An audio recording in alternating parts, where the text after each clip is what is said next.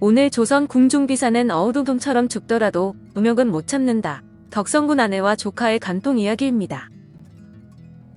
성종 때 덕성군의 아내 구씨와 그의 조카 이인원이 간통을 저지른 사건이 벌어지는데, 덕성군은 함령군 이인의 아들로, 함령군은 조선 초기 세종에서 세조 때 활동한 왕자입니다. 함령군은 태종 이방원의 서출 8남 13녀 중에서 제2왕자로 처음에 공명군에 봉해졌다가 뒤에 함령군으로 바뀌었는데, 본관은 전주이고 어머니 신신빈은 명월 신씨로 신영기의 딸입니다. 신신빈이 낳은 3남 7녀 중에서 맏아들인데, 온명군 이정과 근명군 이농의 동복형으로, 부인 전주 최씨는 찬성 최사강의 딸이며 아들 하나와 딸 하나를 두었습니다. 덕성군은 성품이 활달하고 언변이 뛰어났으며 세종 24년인 1442년에 처음 통정대부로서 원인이 되고 1444년에 명선대부로 곤의정에 올랐습니다. 3년 뒤 종이품 정의대부의 품계를 받고 덕성군에 봉해졌으며 성종 1년인 1470년에 관례에 따라 승원대부에 올랐으나 이때부터 병이 있어 약으로 지탱하다 1473년에 43세로 세상을 떠났습니다. 성품이 다나 인자하였으며 경사를 두루 섭렵해 일찍이 세조가 강목에 대하여 물었을 때 답변하지 못하는 것이 없었다고 하는데, 부인은 능성군부인 구씨로 참의를 지낸 신충의 딸이라고 합니다. 아들이 없어 숙부인 근명군의 아들인 옥상군 이재의 아들 영인군 이순으로 하여금 뒤를 잇도록 했지만, 모종의 사건으로 다시 이명대군의 아들 팔기군 이정을 다시 아들로 맞았습니다. 이순을 양자에서 빼고 이정을 넣은 것에는 덕성군의 부인인 구씨와 관련한 부끄러운 일이 있었기 때문이었는데, 덕성군은 본처가 후사를 잊지 못한 채 사망하자 구씨를 후처로 맞이했다고 합니다. 그런데 혼인한 지 1년여 만에 덕성군이 사망해 구씨는 18살의 나이에 과부가 되었는데, 봉사손이 된 영인군은 구씨를 모시지는 않고 재산과 노비를 빼앗았답니다. 이후 구씨는 집에 머물던 친언니의 아들과 사통하여 아들을 낳았는데, 누가 누구를 유혹했는지는 해석이 달라질 소지가 있지만, 이 일로 구씨와 사통한 조카는 교부대시에 처해졌습니다. 또한 영인군은 양모인 구씨를 모시지 않은 데다 이 일을 적극 들추어낸 죄를 물어 파양과 함께 유배를 보냈다고 합니다. 여기서 잠깐. 교부대시는 사형제도의 하나인데, 조부모 부모에게 욕한 자는 부대시로 교형에 처한다는 법률을 말합니다. 차명 교형은 형이 확정된 뒤 추분 후 춘분 전에 집행하는 것이 원칙인데, 이때 집행하는 것을 대시라 하고 죄질이 나빠서 이때를 기다리지 않고 집행하는 것을 부대시라 합니다. 성종 17년인 1486년 1월 22일, 덕성군의 아내 구씨가 자식들의 보살핌을 받지 못하고 있다가 조카와 간통을 저지른 일이 발각되어 왕이 충격을 받게 됩니다. 이인원의 자백으로는 구씨가 내 방에 과자를 들고 들어와 같이 먹으며 차라리 음부 어우르동처럼 죽을지언정 지금 넘치는 감정을 주체할 수 없다고 말하며 자기 위로 쓰러졌다고 실토했습니다. 함령군 이인은 1남 2녀를 두었는데, 그 가운데 아들 덕성군은 불행히도 후사 없이 죽어 영인군 이순에게 덕성군의 제사를 지내게 했고, 그의 아내 구씨를 보살피게 했습니다. 그런데 영인군 이순이 방탕하여 재산을 낭비해버리고 어머니 구씨도 돌보지 않았으며, 덕성군이 갖고 있던 수많은 땅과 노비들을 노름을 하면서 다 날려버렸습니다. 자부승지 윤을로의 보고는 참으로 충격적이었는데, 덕성군 처구씨는 조카와 음란한 짓을 하고 임신을 했는데 지금은 버젓이 그 아이를 낳아 기르고 있다는 것입니다. 이모와 조카 사이가 간통을 저질러 그 아이를 키우고 있다는 말에 왕도 경악을 했고, 곧바로 국청을 설치하고 관련자 모두를 잡아들여 국문을 실시하게 했습니다.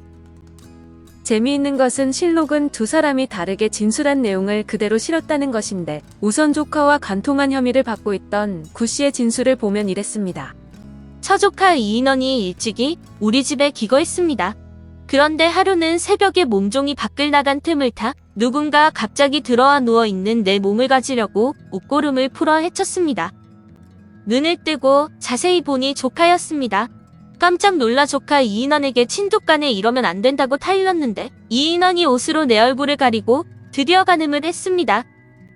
실록은 이렇게 간통의 현장을 생중계하듯 아주 상세히 구어체로 두 사람의 음탕했던 모습을 잘 묘사하고 있는데, 이인원은 덕성군 아내 구씨의 진술과 달랐습니다. 자신은 이 일과 무관하고 삼촌 안개로가 항상 구씨 집에 출입하면서 두 사람이 이상한 관계라고 의심했는데 지난해 10월 안개로가 구씨를 희롱하는 것을 자기 눈으로 보았다고 진술했습니다. 국문 방식은 죄인들을 따로 조사했으며 같은 대답이 나오지 않으면 어느 한쪽이 거짓이라 판단하여 죽지 않을 만큼 모신이 취해져 사람들은 피와 살이 튀는 고문 현장으로 그곳을 표현했습니다. 결국 두 사람은 죽지 않을 만큼 고문을 당하고 나서 사실대로 그동안 있었던 일을 실토했는데 그렇게 이 인원의 거짓 진술이 밝혀지고 사실은 다음과 같았습니다. 구 씨가 거처하는 집 근처에 조카 이인원이 살았고 두 사람은 서로 왕래하며 의지하고 살았는데 어느 날 이인원이 종기가 심해 방에 누워 있었습니다. 구 씨가 들어와 그의 종기가 난 허벅지를 문지르다 갑자기 그의 음경을 건드렸다는데 이에 놀란 이인원은 구 씨를 넘어뜨리고 방에서 나와 위기를 모면했다고 합니다. 그런데 종기가 다 나은 어느 날 구 씨가 만난 음식을 가지고 이인원의 방에 들어와 그를 유혹했다는 것입니다.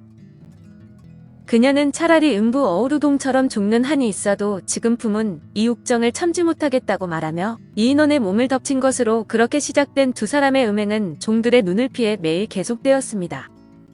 그런데 하루는 구 씨가 내가 오랫동안 월경이 없으니 아마도 임신한 것 같다고 하자 이인원은 두려운 마음에 고향으로 도망친 것입니다.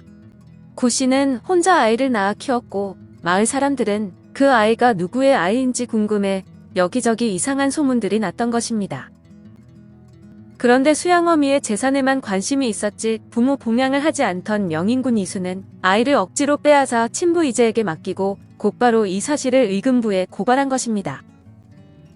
사건 내용을 전부 파악한 왕은 우선 간통을 저지른 덕성군의 처와 이인원은 근친상간의 죄로 다스려 참수하라 지시했습니다.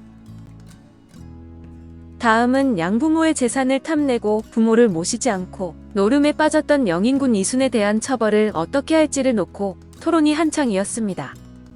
문제는 부모의 허물을 숨기고 덮으려 하지 않고 재산이 탐이 나 의금부에 고발을 한 것이 과연 자식으로 올바른 처사인지를 놓고 의견이 분분했습니다.